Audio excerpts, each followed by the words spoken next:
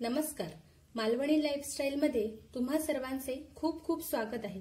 आज आपण बनवणार आहोत कोकणामध्ये केले जाणारे गुळाचे पोहे किंवा गोड पोहे।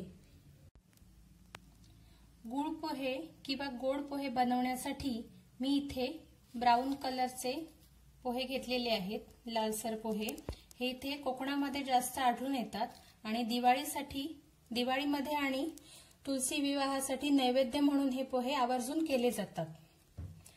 त्याच्यानंतर अर्धी वाटी किसलेला गूळ घेतलाय, पाव वाटी नारळाचं ओलं खोबरं आहे आणि वेलची पूड घेतली आहे।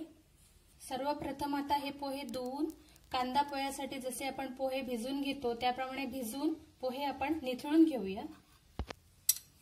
इथे मी पोहे धुवून निथून घेतलेले आहेत।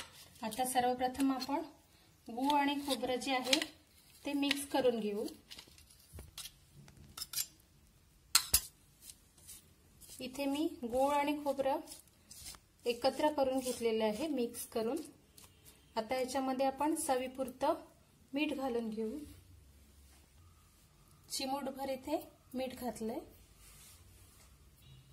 चिमूटभर वेलची पावडर घालून घेतली आहे। आता या गूळ आणि खोबऱ्यावरती आपण हे पोहे घालून घेऊया भिजवलेले।